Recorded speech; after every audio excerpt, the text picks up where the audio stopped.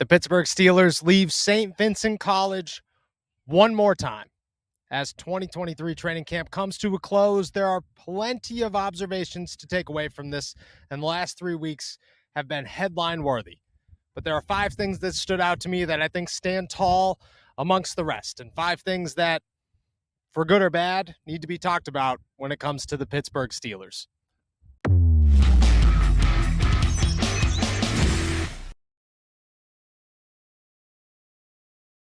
What's going on, everybody? I'm Noah Strackbine. Thank you for jumping on to Steelers To Go, your daily to-go cup of Pittsburgh Steelers news and analysis. Find us on youtube.com/allsteelerstalker. Subscribe anywhere you get your podcasts. We are live one final time here at St. Vincent College in Latrobe, Pennsylvania, as the Pittsburgh Steelers close out 2023 training camp, head back to the South Side to prepare for the Buffalo Bills, the Atlanta Falcons, and then the regular season. They will make final roster cuts next weekend, trimming their team from 90 to 53 before they head into week 1.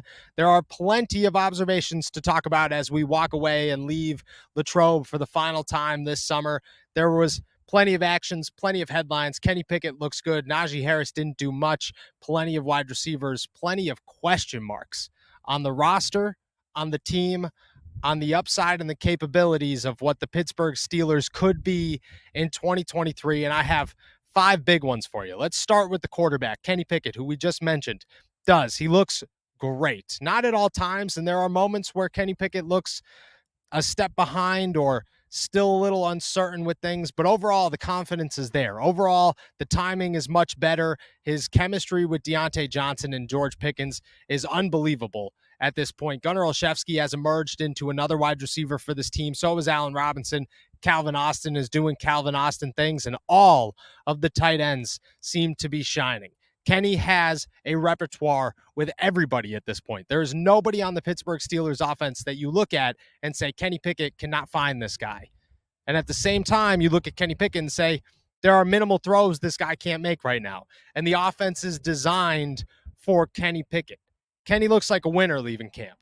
He looks like a guy that all the hype around this team and all the hype around Kenny Pickett and all the talk of where he can be and can he compete with the Joe Burrows and the Lamar Jacksons and the Deshaun Watsons, they all seem to be true.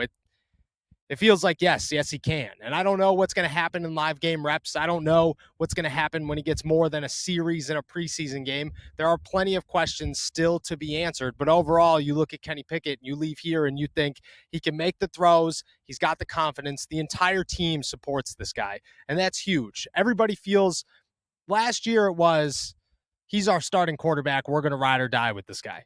Mitch Trubisky was our starting quarterback. We're going to ride and die with this guy. This year it's, we're going to ride and die with Kenny because we believe that Kenny Pickett can ride with us, that Kenny Pickett can win for us, that Kenny Pickett is the quarterback that can lead us places wherever we're capable of going. That's who Kenny Pickett is. I believe that Kenny has taken a significant jump in year 2, and we'll see much more of that in the regular season. But for right now, leaving Latrobe, you got to feel good about where your quarterback is if you're the Pittsburgh Steelers. Number 2 is the running back situation, and I get it. A lot of people aren't happy with what I said about Najee Harris or what Jim Wexell said about Najee Harris or what anybody who believes that Najee Harris might be a giant question mark right now has said about the Steelers' third-year running back. I think Najee Harris has all the tools in the shed to be a phenomenal runner. I think that what he's done the last 2 years is significant, and you cannot overlook the fact that he has played with an awful offensive line and has succeeded behind that offensive line, or that he dealt with injuries last season. But the fact that Mike Tomlin held this guy out for most of training camp is concerning. And I don't think it's concerning because Najee Harris needed the reps.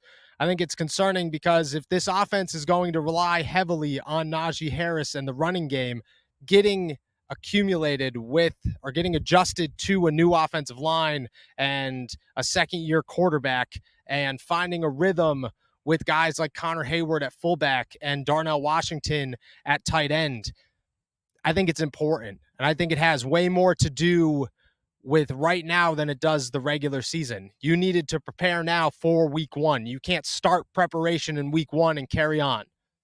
It's just how it works. It's not TJ Watt. It's not Cameron Hayward, excuse me. It is a little bit of Minkah Fitzpatrick, but these guys see the field, and they saw the field way more than Najee Harris did in training camp. And I think whether you want to believe it or not, I think that's concerning. And I think that's something that if Najee does struggle at the beginning of the year, you can look back and say it's because of this. I don't think that Najee's a bad running back. I think he's a great running back, and I think he's got really good capabilities, and he's got huge upside. But I do think that he should have practiced more. And I'm not going to change that thought because it's been very limited reps. And a lot of times he's looked not good in those reps. There hasn't been one moment in training camp. There was not one where you walked away and thought, Najee looked really good today. You needed to see that. You hoped to see that. You didn't see that. I blame a little of that. I blame most of that on Mike Tomlin and the game plan. But it is a concern heading in or leaving training camp. Number 3, as this construction vehicle goes by me, because St. Vincent College never sleeps, the safeties. Last year it was Terrell Edmunds, it was DeMonte KZ, it was Minkah Fitzpatrick, and you felt good about the Pittsburgh Steelers safety trio, and you felt like, oh, this is a group that they could run that 3-safety set out of, and they could find success in doing so.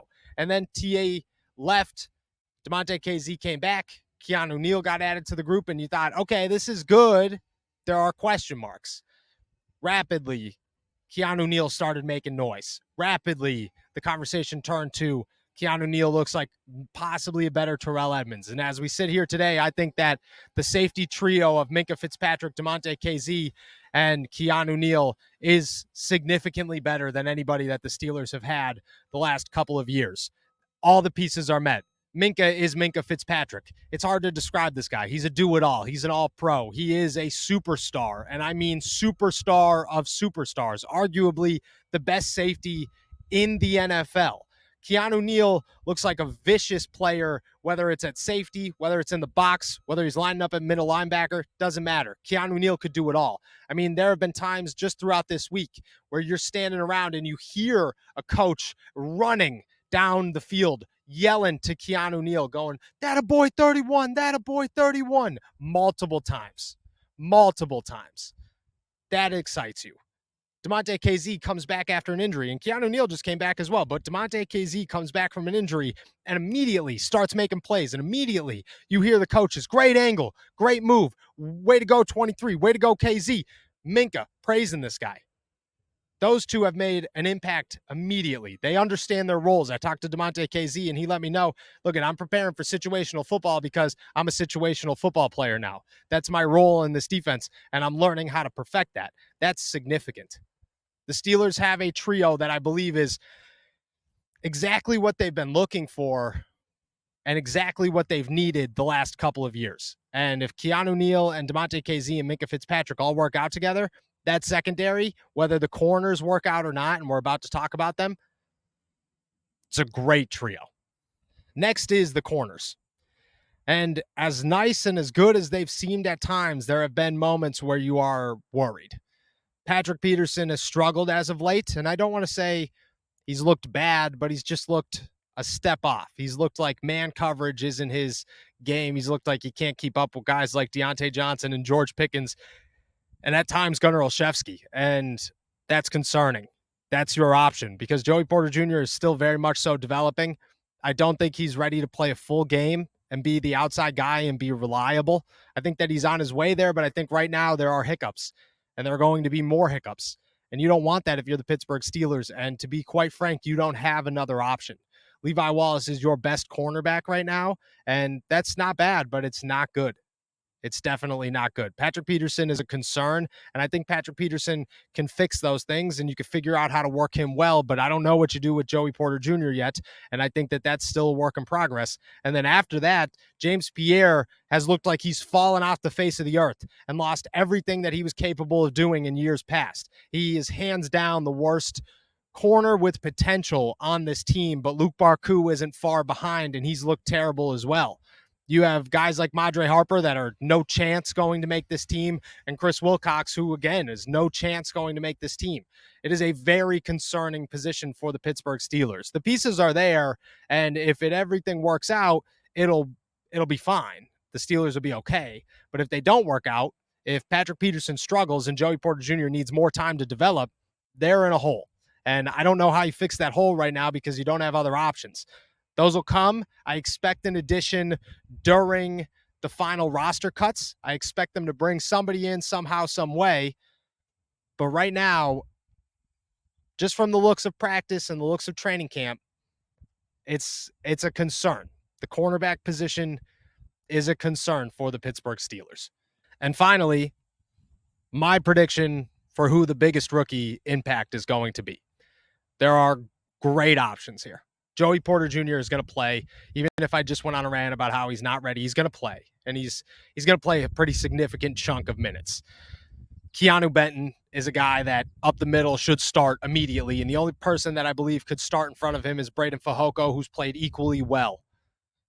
You have Darnell Washington, who's coming into his own, who's becoming a pass catcher, who looks much better today than he did at the beginning of training camp. And I mean much better than he did at the beginning of training camp. He finally has hands, which is crazy because I expected that to take much longer than it has to develop.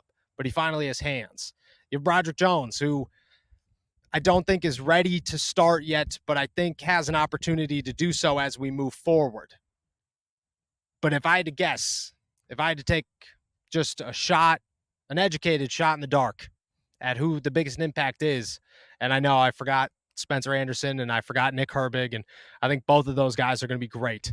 And I think Nick Herbig is going to make an immediate impact on this team, and I think he's got an opportunity to overstep Marcus Golden, and I think Spencer Anderson is on the 53-man roster right now, if I had to guess. Keanu Benton is the guy, though, and he's going to remain the guy. He looks like an animal. He is almost unstoppable at this point. And if you put him up against anybody but a first-team player, he is unstoppable. You cannot stop this guy with anybody who isn't Mason Cole and James Daniels and Isaac Seumalo. He could play the nose and he could play defensive tackle, and he slices through guys like there's no tomorrow.